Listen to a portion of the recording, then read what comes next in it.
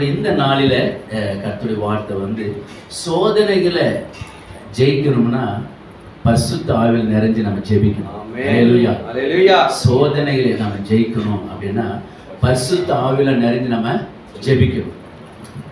நீங்கள் வேதத்தில் பார்க்கும்போது ஆதியாகமம் 22ஆம் அதிகாரம் 1-2 வாசிக்க கேட்போம். ஆதியாகமம் 22:1-2 படிப்போம்.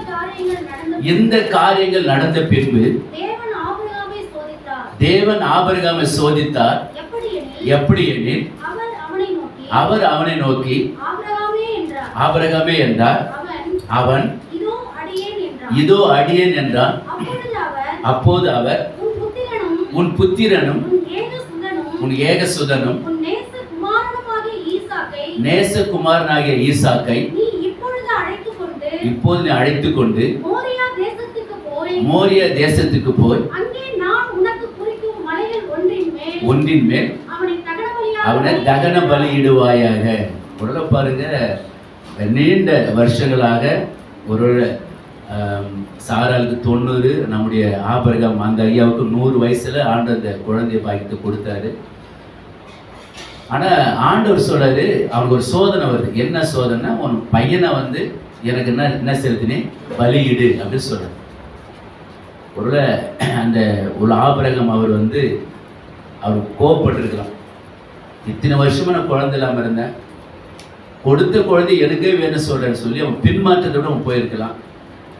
இல்லை அவன் ஆண்டவரை முணுமுணுத்து திட்டிருக்கலாம். ஆனால் எதுவுமே பேசலை. அவர் உடனே கீழ்ப்படிந்து தன் மகனை அழைத்து கொண்டு அந்த தேசத்துக்கு போகிறான். பலி செலுத்துவதற்காக அவன் புறப்பட்டு அவன் போகிறான். நீங்கள் அந்த அதிகாரத்தில் படிக்கும்போது கீழ்ப்படிஞ்சான். அதிலே சொல்லும்போது அவன் கர்த்தருக்கு பயந்து நடந்திருக்கிறான். கர்த்தருக்கு பயந்து நடந்திருக்கிறான். அந்த அதிகாரத்தில் நீங்கள் படிக்கும்போது ஆதியாகமம் 22 அவர் சொல்றாரு, அவன் தேவனுக்கு பயந்து நடக்கிறான் அப்படின்னு சொல்லப்படுது. அந்த வசனத்தை நான் படிக்கிறேன். ஆதியாகமம் 22 அங்கே சொல்றாருங்க. 12 படிக்க பார்க்க. அப்போது அவர் கையை போடாது, நீ அவன் புத்திரன் என்றும் அவன் ஏகசுதன் என்றும் பாராமல் எனக்காக ஒப்பு கொடுத்தபடினால் நீ தேவனுக்கு பயப்படுகிறவன் என்று இப்போ நான் அறிந்திருக்கிறேன் சொல்றப்ப. அப்ப பாருங்க, அவன் கீழ்ப்படிந்தான். தேவனுக்கு பயந்து நடக்கிற ஒரு மனிதனாக அவன் இருந்தான். அல்லேலூயா. ஒரு கர்த்தருடைய தேவ மனிதர்களே, கர்த்தருக்கு நாம் பயந்து நடக்கும்போது கர்த்தர் நம்மளை என்ன பண்ணுவோம்? ஆசீர்வதிப்பார். ஒரு எப்படி ஆபிரகாமை எப்படி ஆசீர்வதித்தாரோ அதே போல் நம்மளை ஆசீர்வதிப்பார். இந்த செம்மானந்தில் ஒரு அந்த உளுந்தூர்பேட்டையில் இந்த தாலுக்காவில் இந்த கூடுகள் நடத்தும்படி தேவன் உங்களை எல்லாரும் இந்த இடத்துக்கு கொண்டு வந்திருக்கிறார். அல்லேலூயா. அவர் சொன்ன மாதிரி நீங்கள் எல்லாரும் வந்திருக்கிறீங்க. ஒரு கர்த்தருக்கு பயந்து கர்த்தருடைய வார்த்தை நீங்கள் கேட்கும்படியாக இந்த இடத்துக்கு நம்ம வந்திருக்கிறீங்க. இப்போ கர்த்தருக்கு பயப்படும் போது கர்த்தர் நம்மளை ஆசீர்வதிப்பார். அவன் கீழ்ப்படிந்தான், கர்த்தருக்கு பயந்து என்ன பண்ணுவான்? நடந்தான்.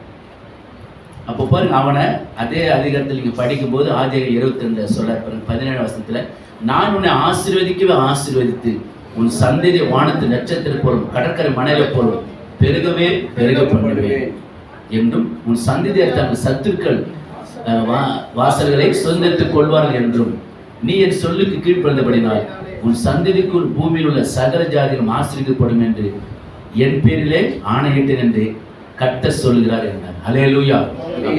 அவன் கீழ்ப்படிந்து நடந்தான், கர்த்தருக்கு பயந்து நடந்தால கர்த்தர் அவனை ஆசீர்வதித்தார், அவன் பெருக பண்ணினார் என்று சொல்லப்படுது. இப்போ அவனுக்கு வந்த அந்த சோதனையில அவன் ஜெயித்தான். அல்லேலூயா. சோர்ந்து போகாதே மனமே, சோர்ந்து போகாதே, சோர்ந்து போகாதே மனமே, சோர்ந்து போகாதே. கண்டுனை அடைந்த தேவன் கைவிடுவாரோ, கண்டுனை அடைந்த தேவன் கைவிடுவாரோ.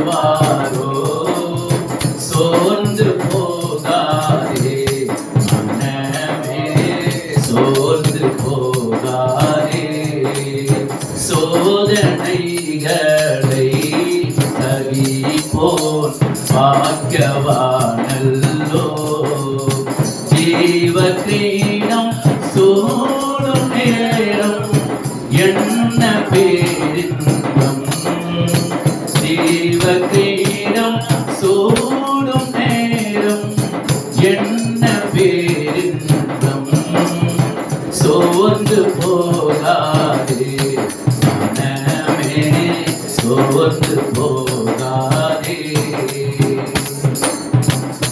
சோதனையை சகிப்போன் பாக்கியவன் என்று சொல்லப்படும். யாக்கோபு 1:12 சொல்றாரு, சோதனையில சகிக்கிற மனுஷன் பாக்கியவான், அவன் உத்தமன் என்று விலகின பின்பு தம்மிடத்தில் அன்பு கூறுவதற்கு வாக்குத்தத்தம் பண்ணின ஜீவ கிரீடத்தை பெறுவான் என்று சொல்லப்படும். அல்லேலூயா. அதனால கர்த்தருடைய ஒரு தேவ மனிதன் நீங்க நிறைய சோதனைகள் நீங்க சகிக்கும். அப்படி சகிக்கும் போது கர்த்தர் உங்களுக்கு ஜீவ கிரீடத்தை தருவார். ரோட்ல போறவங்களாம் அந்த ஜீவ கிரீடத்தை பெற முடியாது. ஆனா கர்த்தருடைய பணி செய்ற உங்களுக்கு ஒரு ஜீவ கிரீடத்தை அவர் தருவார். ஏன்னா எவ்வளவு பாடுகள், எவ்வளவு சோதனை, ஊழியத்திலும் சரி, குடும்பத்திலும் சரி. அப்ப சோதனைகள் அதை சகிக்கும் போது உங்களுக்கு ஜீவ கிரீடத்தை அவர் தருவார். அல்லேலூயா. ஆபிரகாம் இடத்துல மகனை கேட்டாரு. ஆனா இங்க யாக்கோபு 1:12 சொல்ற சோதனைகளை சகிக்கிற மனுஷன் பாக்கியவான். நிறைய சோதனைகள் வரும்போது நம்ம சகிக்கும் போதுதான் நம்ம பாக்கியம் மாற முடியும். அல்லேலூயா. ஒரு நான் டோன்ஸ் பாஸ்டர்ல சொன்னேன்னு தெரியல.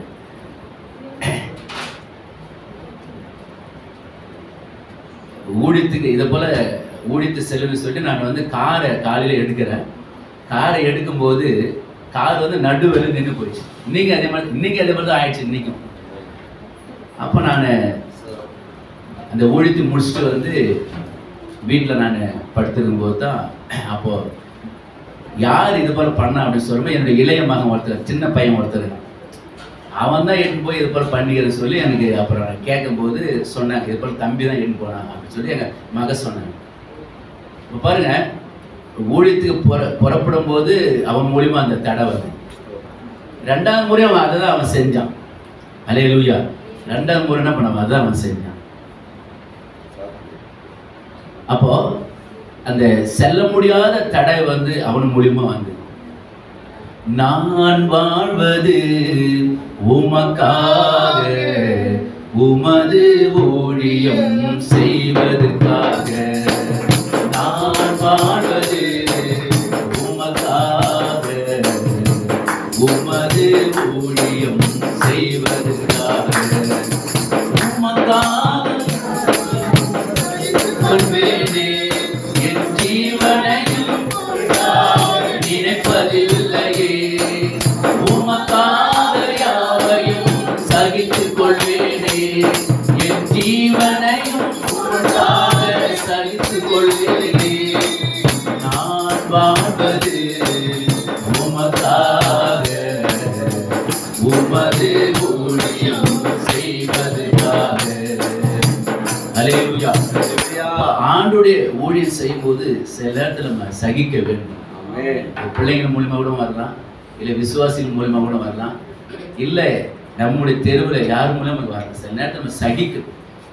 அப்போ நிறைய முறை நான் இந்த சில நேரத்தில் ஊழியத்தில் இது போல எனக்கு வரும். திருக்கோவிலூரில் இயேசு பதிதர் அந்த சபையில் நான் ஊழியம் செய்யும் போதுதான் 5 வருஷம் நான் அந்த சபையில் பாஸ்டாக இருக்கும்போது சோதனை மேலே சோதனை வரும். ஊழியக்காரர் மூலியமா, விசுவாசிகள் மூலியமா சில பிரச்சனை வரும். என்ன என் காலில் ரத்தம் மட்டும் தான் வரல, அப்படிலாம் சில அனுபவிச்சுது. அப்போ அது சகிக்கணும். நான் சொல்ற சோதனைகளை சகிக்கிற மனுஷன் பாக்கியவான், அவன் உத்தமன் என்று விலகின பின்பு தமிழத்தில் வாக்குத்தத்தம் பண்ணின அவன் ஜீவ கிரீடத்தை பெறுவன் என்று சொல்லப்படுது. சோதனை நம்ம சகிக்கும். யார் எந்த நம்ம கடவுள் பணி செய்யும் போது நம்ம சகிக்கும். அதான் நல்லது. இயேசு கிறிஸ்து கேட்குறாங்க, அவரை கூட தான் சோதிச்சாங்க. இயேசு கிறிஸ்து ஒரு ராயனுக்கு வரி கொடுக்கலாமா, கொடுக்கூடாது. அப்போ அவர் கேட்க, உங்ககிட்ட ஒரு நாணயத்தை கொடுங்க. அவர் சொல்ல, ராயனுடையதே ராயனுடைய, தேவனுடையதே தேவன். அவருக்கு நிறைய சோதனை அவருக்கு அல்லேலூயா. அப்ப சோதனைகளை சகிக்கிற மனுஷன் பாக்கியவான் அப்படின்னு சொல்லப்படும். அதே யாக்கோபு 1:13 சொல்றாரு, யாக்கோபு 1:13 சோதிக்கப்படுகிற எவனும் நான் தேவனால் சோதிக்கப்படுகிறேன் என்று சொல்லாது இருப்பானாக. தேவன் பொல்லாங்கினால் சோதிக்கப்படுகிறவர் அல்ல, தேவன் பொல்லாங்கினால் சோதிக்கப்படுகிறவரும் அல்ல, ஒருவனையும் அவர் சோதிக்கிறவரும் அல்ல, ஒருவனையும் அவர் சோதிக்கிறவரும் அல்ல. அவனவன் தன் சுய இச்சையினாலே இழுக்கப்பட்டு சிக்குண்டு சோதிக்கப்படுகிறான். பின்பு இச்சையானது கர்ப்பம் தரித்து பாவத்தை பிறப்பிக்கும். பாவம் பூரணமாகும் போது மரணத்தை பிறப்பிக்கும். நம்முடைய திருவண்ணநல்லூர்ல 2008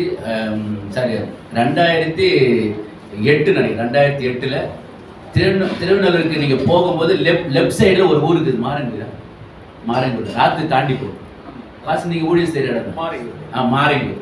அப்போ 2008 அந்த பகுதியில் நான் ஊழியத்துக்கு போகும்போது அந்த பகுதியில் இருக்கிற வீரப்பன் பாஸ்டர் என்னை அந்த ஊருக்கு அழைத்து கொண்டு போறேன். இல்லை நான் சொல்ற இந்த ஊரில் தான். அப்போ அங்கே நான் அவர்கிட்ட கேட்டேன், யாருக்கு பாஸ்டர் ஜெபிக்கணும்? இல்லை நீங்கள் வாங்க, ஒரு விசுவாசி நீ ஜெபிக்கணும். அந்த ஊருக்குள்ள நுழையும் போது அந்த அழுகிற சத்தம் கேட்டுச்சு. நான் கேட்டேன், என்ன ஊருக்குள் நுழையும் போது அழுகிற சத்தம் கேட்குது அப்படின்னு கேட்டேன். அப்போ அவர் சொன்னாரு, பாஸ்டர் அந்த நபருக்காக தான் நம்ம ஜெபிக்க போகிறோம் அப்படின்னு. சரி, நேரம் அந்த இடத்துக்கு போன பிறகு அந்த வாலிப அந்த தம்பி வந்து உட்காந்து கொண்டு தான் அழுதுந்தாங்க, கூட அவங்க மனைவி நின்றுந்தாங்க. அப்புறம் நான் இங்கிருந்து போன பிறகு நான் கேட்டேன், அவங்க பக்கத்தில் இருந்த கேட்டேன், இவங்க யாருன்னு கேட்டால் அவன் சொன்ன எங்கள் வீட்டுக்காரர் தான் சொன்னேன். என்ன பிரச்சனை அப்படின்னு கேட்டேன். அப்போ அவங்க சொன்னாங்க, ஐயா எங்கள் வீட்டுக்காருக்கு வந்து அந்த யூரின் போகிற இடத்துல ஒரு கட்டி இருக்குது, அதை வந்து நாங்கள் ஆஸ்பத்திரி காமிச்ச பிறகு மருந்து மாத்தெல்லாம் கொடுத்தாங்க, அது சுகமாயிடுச்சு, மறுபடியும் அதே இடத்துல அந்த கட்டி மறுபடியும் வந்துக்குது. அப்போ நான் சொன்னேன், சரி நான் உங்களுக்காக நான் ஜெபிக்கிறேன், ஆனால் நீங்கள் முதலாவது நீங்கள் பாவத்தை அறிக்கிட்டு நம்ம ஆண்டோட பாவத்தை அறிக்கிட்டு ஆண்டோட நம்ம ஜெபிக்கும் போது ஆண்டவர் வந்து உங்கள் வீட்டுக்காருக்கு மனமேறைக்கு சுகம் கொடுப்பாரு. சொல்லி முடித்த மாத்திரமே அந்த அம்மா சொல்லிட்டாங்க, ஆமாம் எங்கள் வீட்டுக்காரர் வந்து என்னை திருமணம் பண்ணுவது முன்பதாக அநேகர் பெண்களிடத்துல வந்து தொடர்பு வச்சிருந்தாரு.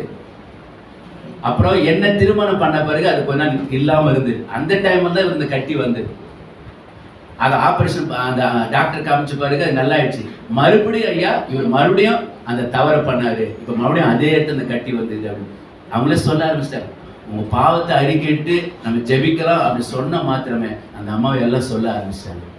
அப்புறம் அந்த மனிதரை பார்த்து நான் சொன்னேன், நீங்க எஸ்அப்பா நான் செஞ்ச பாவத்தில் மன்னிங்க சொல்லி அந்த மனிதனை வாயில சொல்ல வச்சு அறிக்கிட்டு ப்ரேயர் பண்ணிட்டு வந்தேன். ஒரு அலைய சொல்லுமா, அந்த வசனம் சொல்லுது, சோதிக்கப்படுகிற எவனும் நான் தேவனால் சோதிக்கப்படுகிறேன் என்று சொல்லாது இருப்பாராக.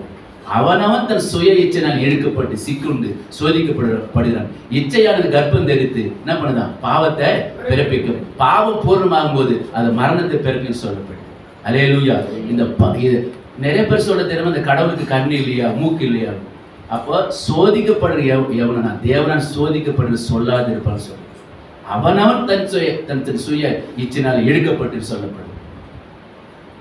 பாருங்க, இந்த நிறைய பேர் அப்படிதான் அவங்க செய்யற அந்த தவறு, அவங்க செஞ்ச அந்த பாவம் தான், அந்த இச்சை வந்து கர்ப்பம் தெரியுது சொல்ல.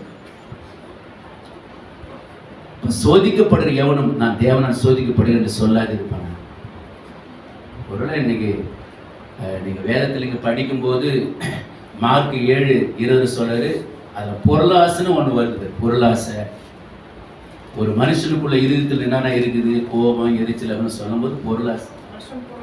ஆமா, மனுஷன் புறப்படுகிற மனுஷனை தீட்டுப்படுத்தும்.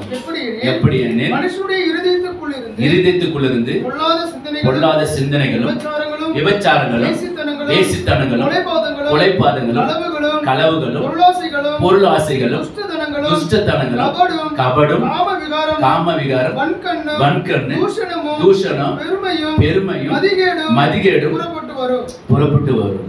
அல்லேலூயா. பாருங்க, அதுல எல்லாமே அது வருது. விபச்சாரம் வேசனம் எல்லாமே வருது. நான் ஆண்டோட ஜெபம் பண்ண, ஆண்டவரே எனக்கு மீட்டிங் போறதுக்கு மட்டும் எனக்கு பெட்ரோலுக்கு எனக்கு செலவு மட்டும் கொடுப்போம் அப்படிதான் நான் கேட்பேன். அது கூட அதிகமாக கேட்க மாட்டேன். இல்லை என்னை கூப்பிட்றாரு, அதை பாஸுக்கு நான் காணிக்கு கொடுங்க, அதுக்காக எனக்கு கொடுங்க அப்படிதான் நான் கேட்பேன். அல்லேலூயா. ஆமாம், நீங்க அப்போஸ்தலர் 3ஆம் அதிகாரத்தில் படிச்சு பார்த்தீங்கன்னா பேர் சொல்றாரு, என்னிடத்துல வெள்ளியும் பொண்ணும் அல்ல, நசரேயனாகிய இயேசுவின் நாமத்தில் எழுந்து நட என்று சொல்ற. அப்பெல்லாம் வந்து ஏசாமி கூட அந்த சீஷர்களுக்கு பணம்லாம் எதுவும் கொடுக்கல. போப்பா நீங்க புறப்பட்டு நீங்க என்ன பண்ண போங்க அப்படின்னு தான் சொல்லி அனுப்பிச்சார். யாரும் பணம்லாம் கொடுத்து அனுப்பிவார். அப்போ சீஷர்கள்லாம் வந்து சொன்ன உடனே என்ன நடந்தது? அப்படியே அற்புதம், அப்படியே உடனே அற்புதம் நடந்தது. என்னிடத்தில் வெள்ளியும் பொண்ணுமில்ல, நசரேயனாகிய இயேசு நாமத்தில் எழுந்து நட என்று சொன்னேன். உடனே அங்கே அற்புதம் நடந்தது. ஆனால் நான் இங்கே நம்ம இதில் பார்க்கும்போது ஒரு பாஸ்டரும் பாட்டு பாடினாரு. நம்ம சபையில் வரைக்கும் எல்லாருமே வந்து நீங்கள் கஷ்டத்துலையும் எனக்கு தெரியும். ஆனால் ஒருவேளை கர்த்தர் மூலியம் ஆசீர்வதிப்பார். அல்லேலூயா. நிறைய ஊழியக்காரங்க ஒரு மாதிரி இருக்கிறாங்க, அதை பற்றி நமக்கு தேவையில்லை. ஆனால் இந்த இடத்துல வந்திருக்க நாம உண்மையாக இருக்கும்போது கர்த்தர் நம்மளை உயர்த்துவார், நம்மளை ஆசீர்வதிப்பார். அல்லேலூயா. நீங்களாம் ரொம்ப கஷ்டத்துல ஊழியம் செய்றீங்க, எனக்கு தெரியாது, கேள்விப்பட்டு பாஸ்டர் சொல்லுவாங்க. அதனால் ஒருவேளை இன்னைக்கு நிறைய நீங்கள் வந்து ஒருவேளை எதற்கு நீங்கள் ஆசைப்பட தேவையில்லை. உங்களுடைய ஜப வாழ்க்கையில், வேதம் படிக்கிறதுல, நீங்கள் வீடு விசிட்டு ஊழியத்துக்கு நீங்கள் கரெக்டாக செய்யும்போது கர்த்தர் நம்மளை நல்லா உயர்த்தும். என்ன ஒன்று உங்கள் ரூட்டில் நீங்கள் கரெக்டாக இருக்கிறீங்க, அதான் நான் சொல்கிறேன். நிறைய இடத்துல நீங்கள் பார்த்தீங்கன்னா, நீங்கள் சில இடங்களில் பார்த்தீங்கன்னா ஊழியர்கள் வந்து லேபர் நடத்தின, நர்சிங்கை வச்சுக்கின்னு, அப்புறம் வரும்போது நான் பாஸ்டர் சொல்லி யார்கிட்ட பேசினாங்க. நிறைய இடத்துல பார்த்தீங்கன்னா சில சைடில் ஏதோ ஒரு வேலை செஞ்சுன்னு அப்படி இருக்கிறாங்க. அப்புறம் நம்ம ஆர்டர் சொன்னதை மட்டும் நீங்கள் செய்யுங்க, அதான். இல்லை ஆர்டர் செய்ய சொன்னால் செய்யுங்க, அது தப்பு சொல்ல. ஆர்டர் என்ன சொல்கிறாருன்னு நம்ம செய்யும்போது கர்த்தர் நம்ம நல்லா நம்ம ஆசீர்வதிப்போம். அல்லேலூயா. நம்முடைய பணி நம்ம கரெக்டாக இருக்கும். இயேசு கிறிஸ்து அதிகாலை மார்க் 1:37 சொல்றாரு, இயேசு கிறிஸ்து அதிகாலை இருட்டோடு எழுந்து வனாந்தரமான இடத்துல என்ன பண்ணார்? ஜெபிச்சார். மார்க் 1:32 சொல்றாரு, சாயங்காலத்துல வேதத்துல சுகமாக்குனார், அசுத்தாவை பிடித்து அசுத்தாவை விரட்டினார் என்று சொல்லப்படுது. அடுத்த வேத சொல்லு, நான் எங்க இருக்குன்னு அங்கே என் ஊழியக்காரர் இருப்பான். அப்ப அவர் எங்க இருந்தாரு? காலையில் ஜெபிச்சார். அவர் எங்க இருந்தாரு? சாயங்காலம் ஒழித்து போனார். நம்ம அதை மட்டும் கரெக்டாக நம்ம செய்யும் போது எல்லாமே நம்ம ஆசீர்வதிப்போம். எது நமக்கு எந்த இதுமே நமக்கு ஆசை தேவைப்பா எதையும் நம்ம ஆசைப்படக்கூடாது. ஊழியத்தை நம்ம கரெக்டாக செய்யும் போது அவர் சரியாக நமக்கு எல்லாம் தருவார். அல்லேலூயா. அவர் கொடுக்கிற ஒரு தேவனா இருக்கு, இரக்கமுள்ள ஒரு தேவனா இருக்கு. அப்போ நம்ம சுயனால, அந்த இச்சையினால இழுக்கப்பட்டு நம்ம சொல்லணும். அதில் தான் எல்லாரும் போய் விழுந்துடுறோம். அப்போ அதுக்குள்ள போகாம நம்ம வாழும்போது கர்த்தர் நம்ம நல்லா என்ன பண்ணுவார்? உயர்த்துவார். மத்திய 4ஆம் அதிகாரத்தில் பாருங்க, ஒரு நமக்காக சிலுவையிலே மரித்து 3 நாள் உயிரோடு எழுந்த இயேசு கிறிஸ்து கூட ஒரு 3 சோதனை வந்தது பாருங்க. மத்திய 4ஆம் அதிகாரத்தில் 1, 2, 3 படிப்பாரு. அப்போது இயேசு பிசாசினால் சோதிக்கப்படுவதற்கு ஆவியானவராலே வனாந்தரத்துக்கு கொண்டு போகப்பட்டார். அவர் இரவும் பகலும், அவருக்கு இரவு பகலும் 40 நாள் உபவாசம் இருந்த பின்பு அவருக்கு பசி உண்டாயிற்று. அப்போது சோதனைக்கான அவிடத்தில் வந்து, நீர் தேவனுடைய குமாரனை ஆனால் இந்த கல்லுகள் என்ன பண்ணீங்க? அப்பங்களாகும்படி சொல்லும் என்றார். ஏன்னா அவர் இயேசு கிறிஸ்து அவர் உபவாசம் இருக்கும்போது அவர் இருந்த அந்த இடத்துல அந்த கல்லுலாம் அவ்வளோ அழகா இருக்கு. அந்த குழாங்கற்கெல்லாம் அவ்வளோ அழகா, அப்பம் மாதிரி நல்லா அழகா இருக்கும். அதுதான் பிசாசு அவர்கிட்ட சொல்றான், இதை வந்து என்ன பண்ண அப்பங்களா ஆக்கினே சாப்பிட. இப்போ முதல்ல அவருக்கு வருகிற அந்த சோதனை நீங்க பார்த்தீங்கன்னா, அதான் அவங்க சொல்றாரு, மனுஷன் அப்பத்தால் மாத்திரமல்ல தேவன் வந்து புறப்படுகிற ஒவ்வொரு வார்த்தையினாலும் பிழைப்பார் என்று சொல்லப்படுது. அல்லேலூயா. அப்ப இயேசு கிறிஸ்து அவனுக்கு அடி என்ன கொடுக்குறான்னா, வேத வசனத்தை சொல்லிதான் அவனை அடிக்கிறாரு. அல்லேலூயா. இப்ப நீங்க எல்லாரும் நீங்க பாத்தீங்கன்னா இந்த அதிகாரம் வந்து நீங்க மத்தியில தான் இருப்பேன்னு பார்ப்பீங்க. இதே வசனம் வந்து பழைய ஏற்பாட்டில் யாருக்கு உங்களுக்கு ஞாபகம்? உபாகம் அதிகாரத்தில் அந்த வசனம் உபாகமம் 8ஆம் அதிகாரம் எடுப்பாங்க. உபாகம் 8ஆம் அதிகாரம். உபாகம் 8ஆம் அதிகாரத்துல 3ஆம் வசனம் படிங்க. அவர் உன்னை சிறுமப்படுத்தி உன்னை பசியினால் வருத்தி மனுஷன் அப்பத்தினால் மாத்திரமல்ல கர்த்தருடைய வாயிலிருந்து புறப்படுகிற ஒவ்வொரு வார்த்தையினாலும் பிழைப்பார் என்று சொல்லப்படுது. அல்லேலூயா. அப்ப கர்த்தருடைய வாயிலிருந்து புறப்படுகிற ஒவ்வொரு வார்த்தையினாலும் பிழைப்பார் என்று சொல்லப்படுது. வார்த்தை சங்கீதம் 107:20 சொல்ற, வசனத்தை அனுப்பி அவர் குணமாக்குற தேவன். வசனத்தை அனுப்பி குணமாக்கு, வார்த்தை தான் விடுதலை ஆகும். அல்லேலூயா. நீங்க பாத்தீங்கன்னா அருமையான தேவ மனிதர்கள் இந்த வேதத்தை படிக்கும்போது கூட நீங்க பாருங்க, ஆதியாகமம் 1 to 12 படிங்க. ஆதியாகமம் வந்து 1 to 12 படிங்க. அது அப்படி படிக்கும் போது ஒரு கதை மாதிரி அது வரும். நீங்க 1 to 5 வரை படிச்சு நாங்கள் ஸ்டாப் ஆகும், உங்களுக்கு புரியாது. ஆதியாகமம் 1 to 12 வரை படிச்சு பாருங்க.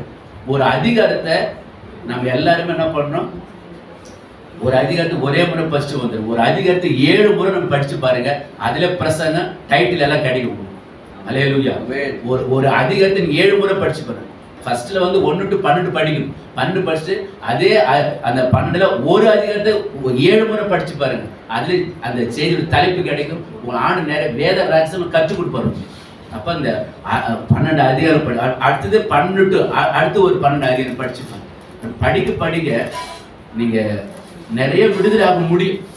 ஏன்னா இயேசு கிறிஸ்து முதல்ல வார்த்தை தான் சொல்றாரு. அவனுக்கு மனுஷன் அப்பத்தனை மாத்திரமல்ல தேவன் வந்து புறப்பட்ட ஒவ்வொரு வார்த்தைனாலும் பிழைப்பான்னு சொல்லப்படும். நீங்க எவ்வளவு நல்ல வேதத்தை நீங்க படிக்கிறீங்களோ, வேதம் படிக்க உடம்புல எல்லா வியாதிகளும் விலகும். அல்லேலூயா. சந்தைப்பேட்டில் வீடியோன்னு ஒருத்தர், வீடியோ அவர் பேர், அவர் அரசாங்கத்தில் வேலை செஞ்சவர். அவர் வந்து ஒரு 8-9 வருஷமா அவர் சரித்திரம் தீராத ஒரு வியாதி இருக்கும். அநேக டாக்டர் போனார். ஆனால் அவர் என்ன பண்ணார் தெரியுமா, முழங்கால் பண்ணிட்டு 9 அதிகாரில் படிச்சு அவர் ப்ரேயர் பண்ணி இன்னைக்கு அவர் உடம்புல எந்த வியாதியுமே இல்லை அவருக்கு. அல்லேலூயா. நீங்க அந்த ரகசியத்தை நீங்க கற்றுக்கொள்ளுங்க, வேதத்தை நீங்க படிக்கணும், அதை உணர்ந்து நீங்க படிக்கணும். சங்கீதம் 39:2-3 சொல்றாரு. சங்கீதம் 39:2-3 படிக்க பார்த்தோம். சங்கீதம் 39:2-3 சங்கீதம் 39:2-3 படிக்க பார்த்தோம். 1-2 படிங்க. கர்த்தாவே, உம்மை நம்பியிருக்கிறேன். நான் ஒரு காலம் வெட்கமடையாதபடி செய்யும். உமது நீதி நிமித்தம் என்னை விடுவியும். உமது செவியை எனக்கு சாய்த்து சீக்கிரமாய் என்னை தப்புவியும். நீர் எனக்கு பலத்த துருகமும் எனக்கு அடைக்கலமான அருணமாயிரும். நானே எடுத்துக்கிறேன். என் நாவினால் பாவம் செய்யாதபடிக்கு என் வழிகளை காத்து துன்மார்க்கம் எனக்கு முன்பாக இருக்கும் மட்டும் என் வாயை கடிவாளத்தினால் அடக்கி வைப்பேன் என்றேன். நான் மௌனமாய் இருக்க நல்ல கணியே, நான் மௌனமாகி ஊமையாய் இருந்தேன். நலமானதை பேசாம அமர்ந்திருந்தேன். ஆனாலும் என் துக்கம் அதிகரித்தது. என் இருதயம் எனக்குள்ளே அனல் கொண்டது. நான் தியானிக்கையில அக்கினி மூண்டது.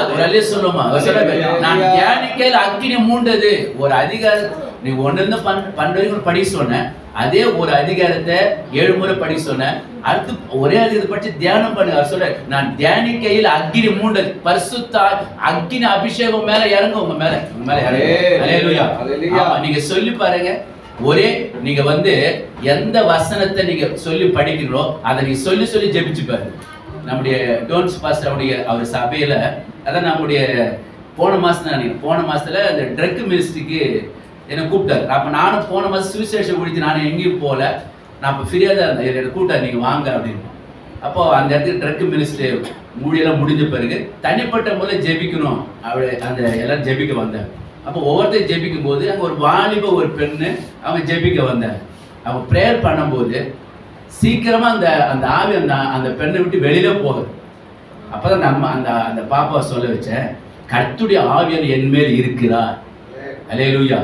நீங்க லூக்கா 4 அந்த வசனம் வரும். லூக்கா 4ஆம் அதிகாரத்துல கர்த்தருடைய ஆவியானவர் என் மேல இருக்கிறார் அப்படின்னு மகளை சொல்ல வச்ச. அடுத்து இன்னொரு வசனம் சொல்ல வச்ச, தேவனுக்கு மகிமை உண்டாவதாக அப்படி சொல்ல வச்சு ஜெபிச்ச பிறகு அந்த ஆவி அந்த மகளை விட்டு வெளியே போயிடுச்சு. அல்லேலூயா. வேத வசனம் தாங்க வெளியே போகும், பிசாசு வெளியில போகும். வார்த்தை தான் விடுதலை. அல்லேலூயா. ஆமா, அவருடைய வார்த்தை தான் விடுதலை. லூக்கா 13ஆம் அதிகாரத்தை பாருங்க. 18 வருஷமா ஒரு அம்மா கூனியா இருக்கு. பலவீனப்படுத்துகின்ற ஒரு ஆவி, பலவீனப்படுத்துகிற ஆவி. ஒரு நாளும் அவன் மேல பார்த்ததே கிடையாது. பூமியே பார்த்து நடந்தாங்க. ஒரு நாள் இயேசு கிறிஸ்து வந்தாரு, சுகமாயிட்டு போயிட்டாரு. அல்லேலூயா. 18 வருஷமா வந்தவங்க தொடர்ந்து சோர்ந்தே போகல. அவன் சர்ச்சைக்கு வந்திருந்தாங்க. ஒரு நாள் இயேசு கிறிஸ்து வந்தாரு, அந்த அம்மாவை கூனி நிமிர்த்திட்டு போயிட்டாரு. அந்த தேவன். அல்லேலூயா. அப்ப வார்த்தையை அனுப்பி ஒரு சுகம் கொடுக்கிற ஒரு தேவன். வார்த்தை தான் விடுதலையாகும். அல்லேலூயா. நம்ம வேத வசனத்தை நீங்க சொல்லி ஜெபிக்கும் போது, அந்த வார்த்தை நீ சொல்லும் போது அந்த பிசாசுக்கு அங்க வேலையே இல்லை. அந்த மகளுக்கு தேவன் சுகம் கொடுத்தார். அருமையான தேவ மனிதர்களே, வேதத்துல உங்களுக்கு எந்த பகுதி தெரியலோ அதன் மூலியமா பிசாசு கை வைக்கும். வேதத்தில் எந்த பகுதி உங்களுக்கு தெரியலையோ அது மூலம் பிசாசு என்ன பண்ணுவான்? கை வைப்பான். சில பேர் விசுவாசி சில பேர் பண்ணுவாங்க. எப்படி பிரேயர் பண்ணுவாங்க? இயேசு கிறிஸ்து அத்தி மரத்துக்கு போனார், அங்க அத்தி மரத்துல பழம் இல்லை, அவர் அப்படியே நடந்தே வந்தார், அவர் ஏழையா இருந்தார் அப்படின்னு சொன்னா பிசாசு பார்ப்பான், இன்னும் இந்த அம்மாடு எல்லாத்தையும் புடுங்கன்னு சொல்லி எல்லாத்தையும் புடுங்கும். வசனத்துக்கு சொல்லி பிரேயர் பண்ணனா அவன் நல்ல ஆசீர்வாதம் பெறாங்க. எப்படி சொல்லி ஜெபிக்கணும்? ஆண்டவரே என்ன ஐஸ்வர்யனா மாற்றும்படிக்கு நீ தரித்திரானே சொல்லி பாருங்க, நம்ம ஐஸ்வர்யனா மாற்றுவோம். அல்லேலூயா. இதான் ரகசியம். நானும் இந்த மீட்டிங் வரும்போது எனக்கு பண பிரச்சனை வருது, விசுவாச வார்த்தை தான் சொல்லி நானும் ஜெபிக்கிறேன். எனக்கு மட்டும் எது? ஆமா. அல்லேலூயா. என்ன நெருங்கி பாஸ்டர் சொல்லுவேன் இதெல்லாம் நடக்குதுன்னு, சும்மா ஒரு மன அழுத்தம் சொல்லிக்கிறேன், அவ்வளோதான். மற்றபடி ஆண்டு சம்பந்தம் நம்ம ப்ரேயர் பண்ணுவேன். அல்லேலூயா. பாருங்க, அந்த வார்த்தை தான் அதெல்லாம் உங்களுக்கு ஆசீர்வாதத்தை கொண்டு வரும். ரோமர் 4:17 சொல்றாரு, இல்லாதவர்களை இருக்கிற போல அழைக்கிறது. சில பேர் சொல்லுவாங்க 1ஆம் தேதி 25ஆம் தேதி நல்லா இருப்பாங்க, ஆள் எல்லா குடும்பம் சூப்பரா ஓடும், நல்ல பணத்தை வச்சுன்னு கறி மீன் முட்டை வாங்கி சாப்பிட்டுருப்பாங்க. 25 தேதி மேல எல்லாம் சாப்பாடுலாம் குறையும், சாம்பார் அப்புறம் கஞ்சி எடுப்போம், அப்பளத்துக்கு போயிடும், ரசத்துக்கு போயிடும். அல்லேலூயா. நான் சொன்னேன், பீரவத்தை வந்து பணம் இல்லை, சக்கரை தாப்பா சக்கரை இல்லை, மிளகாத்தூள் தாப்பா மிளகாத்தூள் இல்லை, இது கடைசி நேரம். ஆனா ஆண்டு சொல்லி இந்த வசு சொல்லி ஜெபம் பண்ணுங்க, இல்லாதவரை இருக்கிற போல அழைக்கிறத சொல்லி ஜெபிச்சு பாருங்க, சக்கரை இருக்கும், மிளகாத்தூள்லாம் இருக்கும். அல்லேலூயா. இல்லாதவரை இருக்கிற போல அழைக்கிற தேவன். அப்போ அது அந்த வார்த்தை தான் அவன் கீழ்ப்படும். அல்லேலூயா. என்னையும் ஆனந்தம் சொல்லக்கூடாது, மன்னன் கிறிஸ்து என் பாவத்தை எல்லாம் மன்னித்து விட்டாரே, மன்னன் கிறிஸ்து என் பாவத்தை எல்லாம் மன்னித்து விட்டாரே. கூடுவோம் ஆடுவோம் பாடுவோம் நன்றாய் மகிழ் கொண்டாடுவோம், கூடுவோம் ஆடுவோம் பாடுவோம் நன்றாய் மகிழ் கொண்டாடுவோம். தேவாதி தேவன் உள்ளத்தில் வந்து தெற்றிய விட்டாரே, தேவாதி தேவன் உள்ளத்தில் வந்து தெற்றிய விட்டாரே. என்னையும் ஆனந்தம் சொல்லக்கூடாது, மன்னன் கிறிஸ்து பாவத்தை எல்லாம் மன்னித்து விட்டாரே, மன்னன் கிறிஸ்து பாவத்தை எல்லாம் மன்னித்து விட்டாரே. அல்லேலூயா. எந்த நிலைமையிலும் நல்ல சந்தோஷம் பாட்டு பாடி துதிங்க, அற்புதம் செய்வார். அல்லேலூயா. ஆமா. இந்த பாட்டு ஒரு சபையில பாடுறாங்க, அவர் ஏஎஸ் லுத்ரன் சபையில் தான். அந்த பாட்டு பாடி முடிச்சிட்டார் பாஸ்டர். பாடி முடிச்ச உடனே ஆவியான உணர்த்துற அந்த பாஸ்டர் சொல்றாரா, மறுபடியும் பாடுனாராம். அவரு லாலல்லா லாலல்லா லாலல்லா லாலல்லா லாலல்லா லாலல்லா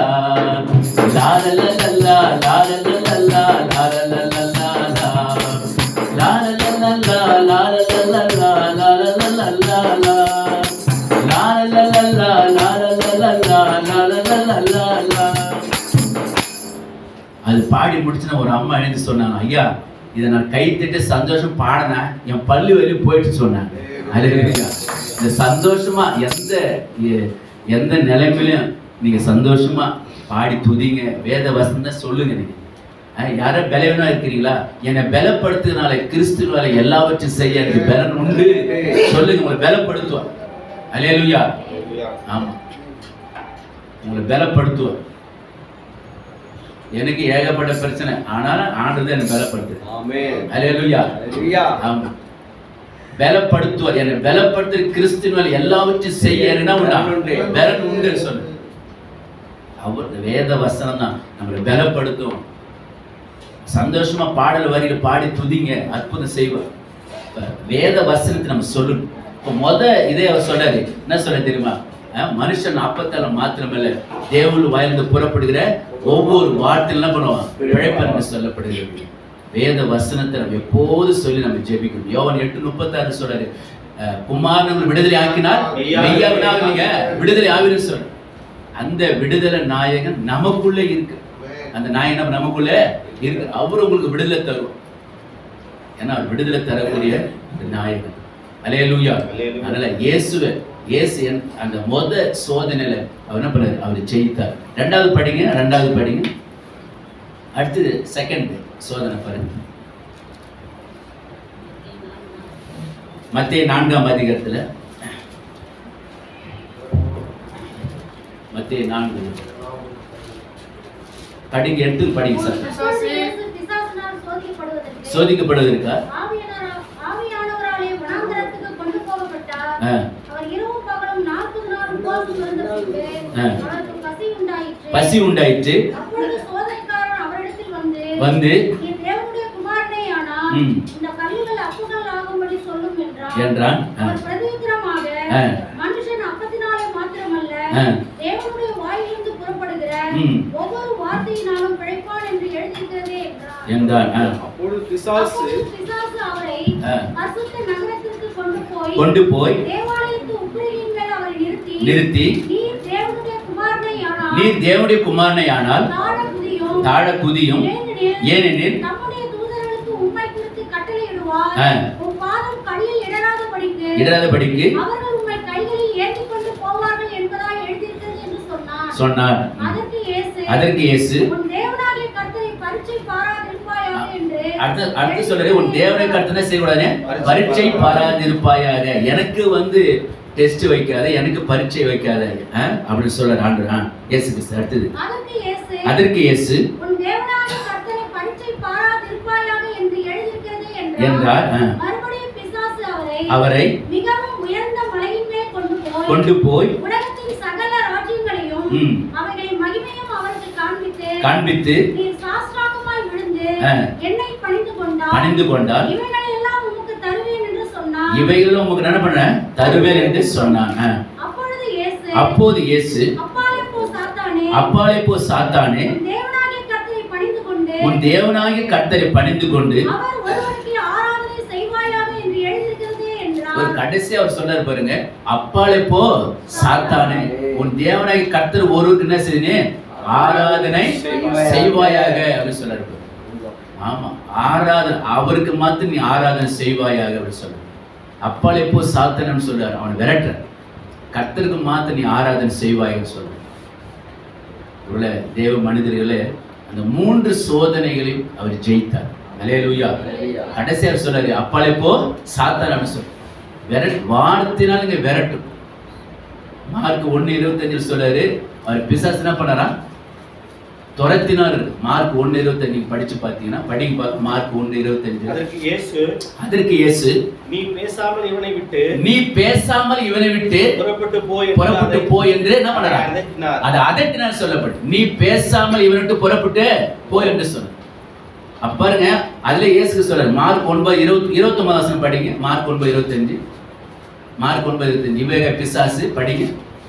மார்க் 9:25. அதே அப்பொழுது ஜனங்கள் கூட்டமாய் ஓடி வருகிறதை கண்டு இயேசு கண்டு அந்த அசுத்தாவை நோக்கி ஊமையும் செவிடுமான ஆவியே இவனை விட்டு புறப்பட்டு போய் என்று இனி இவனுக்குள்ளே போகாதே என்று நான் உனக்கு கட்டளையிட்டேன் என்று அதை அதட்டினார். என்று என்ன பண்ணாதே அதட்டினார் சொல்லப்படுது.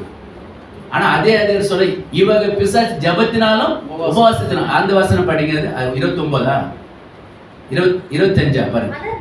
அதற்கு அவர் இவக பிசாசு ஜபத்தினாலும் உபவாசத்தினாலும் மற்ற எவ்விதத்திலும் பண்ணலாம் புறப்பட்டு போகாது என்று சொல்றாரு. அப்ப பாருங்க, இயேசு கிறிஸ்து அந்த பிசாசை விரட்டுறதுக்கு இன்னொரு காரணம், அவர் உபவாசம் இருந்தார்.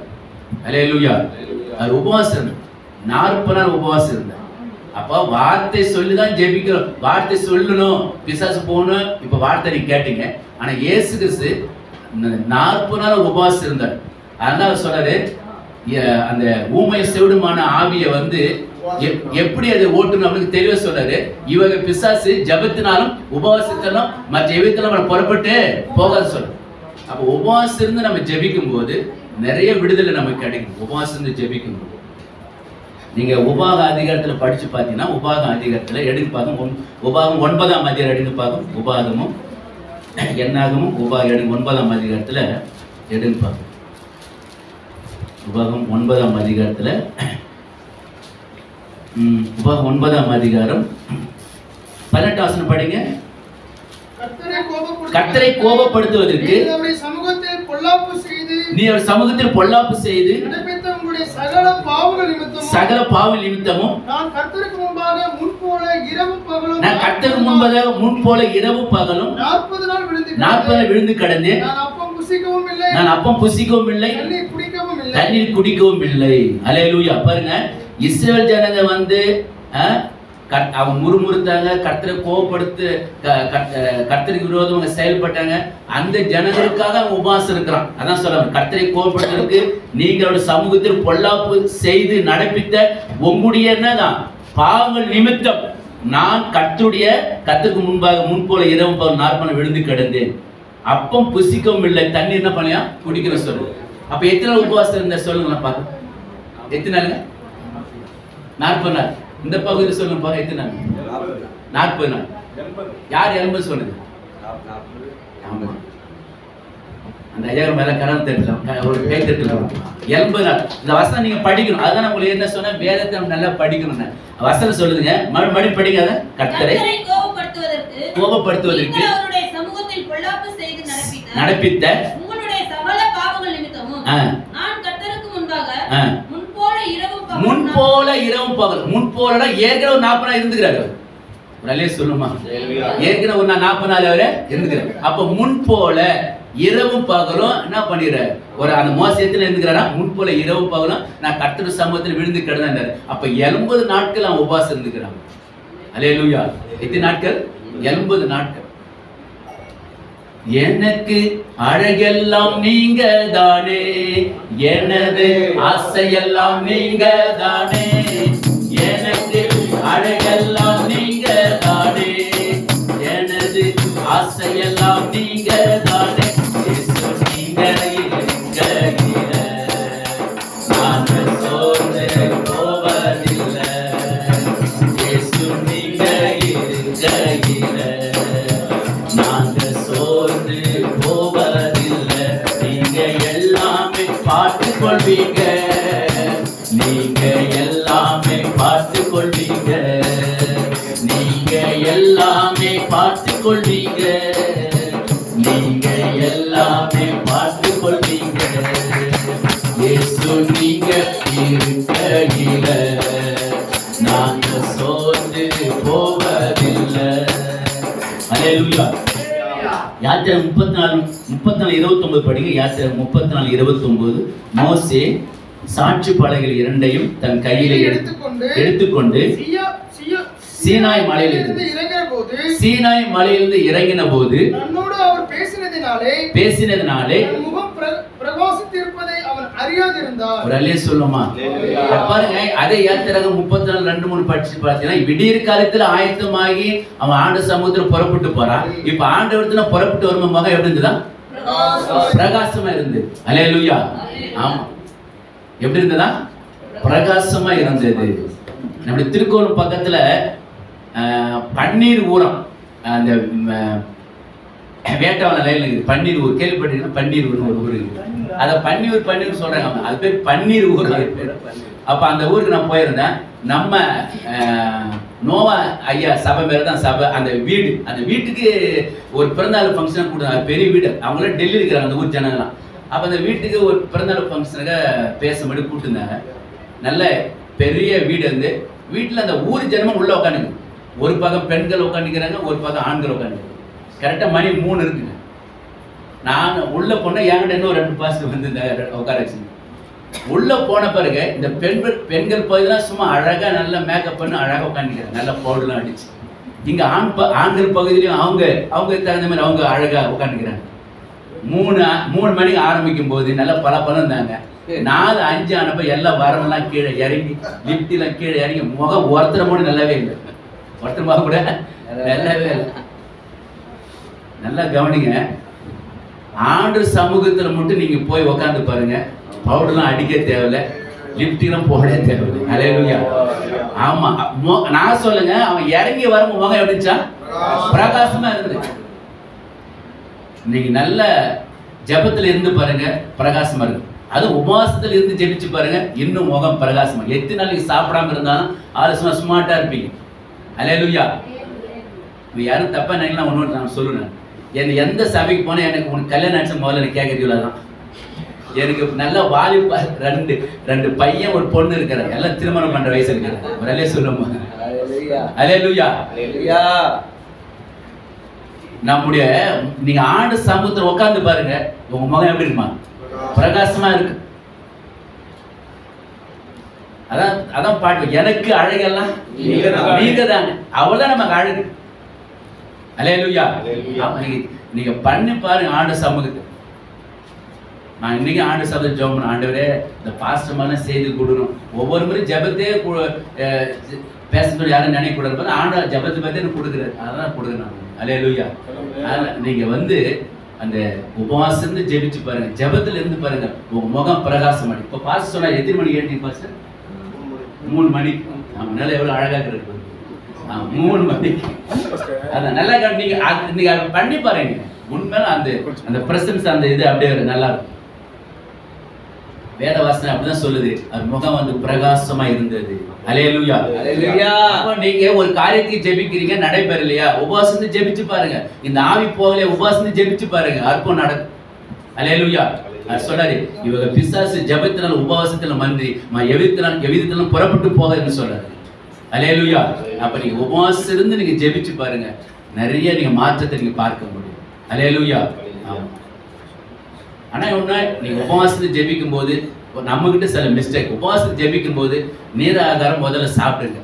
உபவாசம் ஜெபிக்கும் போது நல்ல காய் வகை சாப்பிடுங்க, பழ வகை சாப்பிடுங்க. அதை நம்ம செய்ய மாட்டோம். நல்லா உபவாசம் இருப்பாங்க, டக்கு நேரம் 5 ஸ்டாருக்கு போயிடுறீங்க. வேணாம், கொஞ்சம் கொஞ்சம் கொஞ்சம் கொஞ்சம் எடுங்க, நீராகாரமா எடுங்க. அப்புறம் சாம்பார் சாதம் போங்க, அப்புறம் சிக்கனுக்கு போங்க கடைசியா. சும்மா சொல்றேன். அப்போ நீங்க பாஸ்ட்ல இருக்கிறீங்கன்னா, நான் நார்மலா கொஞ்சம் கொஞ்சமா சாப்பாடு ஃபுட் எடுத்துக்கிறேன். எவ்வளோ நீங்கள் பாஸ்ட் இருந்தாலும் சாப்பாடு வகை நீங்கள் கரெக்டாக நீங்கள் இருக்கும். அல்லேலூயா. ஆமாம். நீங்கள் ஏன்னா செவ்வறு இருந்ததுன்னா வரைய முடியுமா? அது சித்திரை வரப்படுற மாதிரி நீங்கள் தான் முக்கியமான ஆள். அல்லேலூயா. ஆனால் நல்லா பாஸ்டிங் போட்டு தேவையில்லாமல் நம்ம உடம்பு நம்ம கெடுத்துக்கூடும். நல்லா உபவாசம் இருங்க, காய் வகை முதல்ல நல்லா சாப்பிடுங்க. அல்லேலூயா. ஆமாம். அதனால் நீங்கள் உபவாசத்தை ஜெபிக்கும் போது உங்கள் முகம் பிரகாசம் அடையும். எந்த தடையெல்லாம் மாற்றுவாருங்க. அல்லேலூயா. எப்பேற்பட்ட தடையெல்லாம் மாற்றுவாருங்க. அல்லேலூயா. அப்போ நீங்க நல்லா பாடி துதி. அடுத்தது அவங்க சொல்றது என்ன தெரியுமா? அதே லூக்கா 4:1 படிங்க. இப்போ அடுத்தது போகிறோம், முடிக்க போறோம். லூக்கா 4:1 படிங்க. லூக்கா 4:1. இயேசு பரிசுத்த ஆவியினால் நிறைந்தவராய், இயேசு கிறிஸ்து பரிசுத்தால் நிறைந்தவராய் யோர்தானை விட்டு திருப்பி ஆவியானவரால் வனாந்தரத்திற்கு கொண்டு போகப்பட்டு 40 நாள் பிசாசினால் சோதிக்கப்பட்டார். 40 நாள் பிசாசினால் சோதிக்கப்பட்டு இந்த நாட்களில் அவர் ஒன்றும் குசியாக இருந்தார். ஒன்று என்ன பண்ணறா? குசியாம இருந்தார். போது நிறுத்துங்க. அப்ப லூக்கா 4:1 சொல்றாரு, இயேசு கிறிஸ்து ஆவியினால் நிறைந்தவராய். என்ன சொல்றீங்க? ஆவியினால் நிறைந்தவராய் எங்க போனாரா? வனாந்தரத்துக்கு கொண்டு போகப்பட்டார். அடுத்தது நம்ம பரிசுத்த ஆவியினால நிறைஞ்சு நம்ம ஜெபிக்கணும். அல்லேலூயா. என்ன நிரப்புங்கப்பா உங்க வல்லமையால, என்ன நிரப்புங்கப்பா உங்க அக்கினியால, என்ன நிரப்புங்கப்பா உங்க வல்லமையால, என்ன நிரப்புங்கப்பா உங்க அக்கினியால, நிரப்பிடுங்க, என்ன நிரப்பிடுங்க, ஆவியினாலே நிரப்பிடுங்க, நிரப்பிடுங்க, என்ன நிரப்பிடுங்க, வல்லமையாலே நிரப்பிடுங்க. நிழலை தொடுவோர் சுகத்தை பெறணும், கச்சையை தொடுவோர், நிழலை தொடுவோர் சுகத்தை பெறணும், கச்சையை தொடுவோர் அற்புதம் பெறணும்.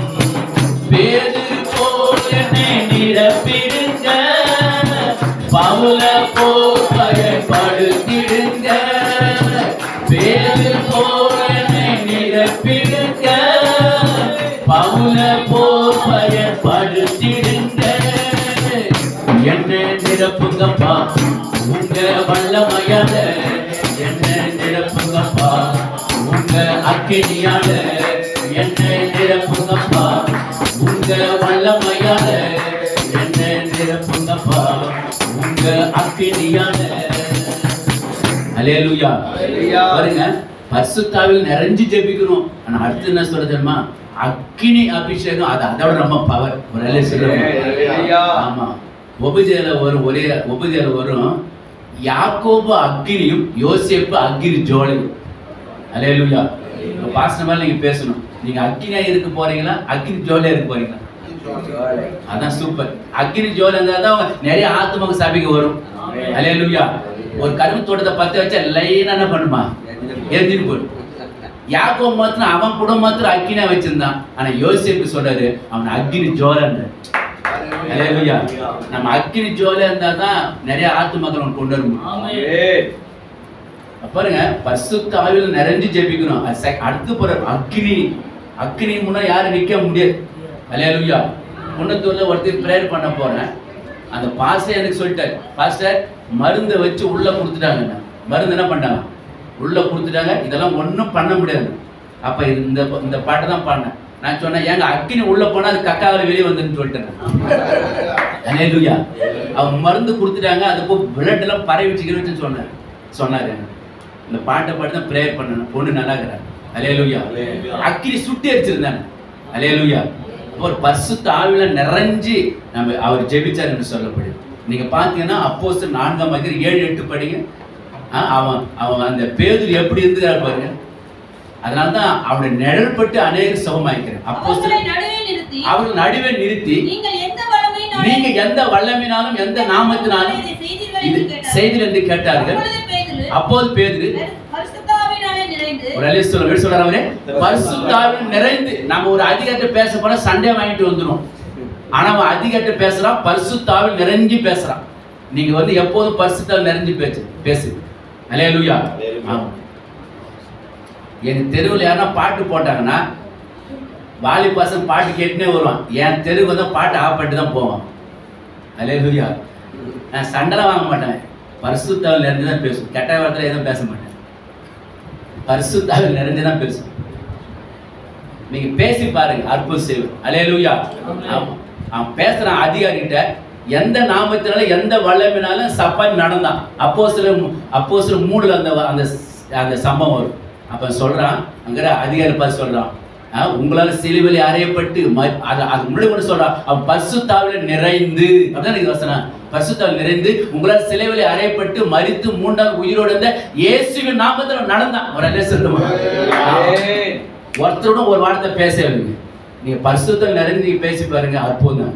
நீங்க வந்து பிரேயர் பண்ணாம அந்த பரிசுத்தம் நிறைஞ்சு நீங்க ஊழியத்துல மினிஸ்டர் பண்ணி பாருங்களா, நிறைய பிரச்சனை வரும்.